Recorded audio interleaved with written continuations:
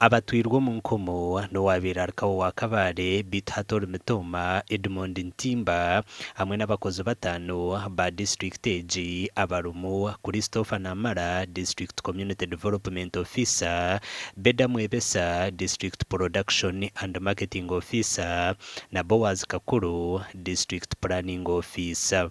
Abandi ababiri babuzire Abarumu Erasmus Natumanya Orukoranga District Commercial Officer na Julius Mujuni District Chief Finance Officer bakereta ha polisi ahizoba rya sanje. Izoba rya nyuma abazyo abanyabuzare n'abanyamukago b'abantu aba basibira ha polisi ya Kabale barukuronda uko bakubasa kwiha abantu abo mu kihome.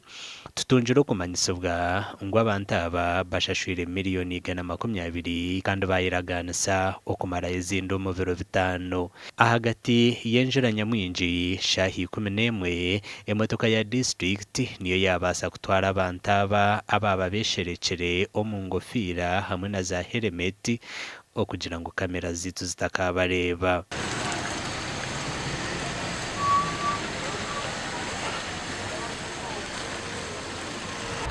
Aba bantu baza kwemerererwa obutwikiranize n'abantu ba PDM Secretariat habwa nibo benyini ababire bakomporeningire hakwatwa kwabo kandi habo kugira ngo nibo bariki nibo bari ruguru yo mushango ticho cyonka ecya kabiri obwema no kwemerwa nendagano hagati y'umusibe na nihanga kugira ngo boriyo muka obwe byo kucondoza biri kugumizamu.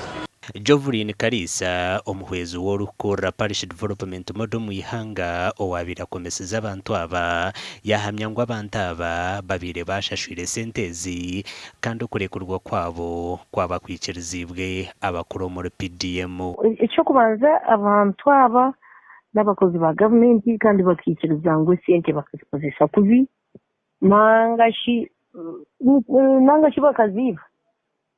So tubikirize okushashura sentezi bashashuraho as of yesterday bashashurireho miliyoni 12 miliyoni 289 bamwe abantu ababa bari ha polisi ubwaba barukurekurwa bayireko kwesima ahabwe cyakorwa bitabandi nabagera ngo kabakwatwe ngo ahabwo kuba baremise program za government.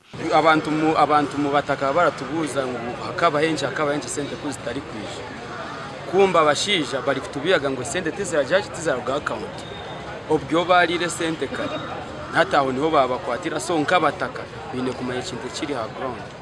Omukwa kabiri ko mwakogu government kateka sente zirkwingana miliyoni 100 aha account za Kabale district okwero mu nkora ya Parish Development Model kandi ezi zikaba zishemerire kusindukwa aha magombora gatari gamwe na gamwe ekitarakozerwe.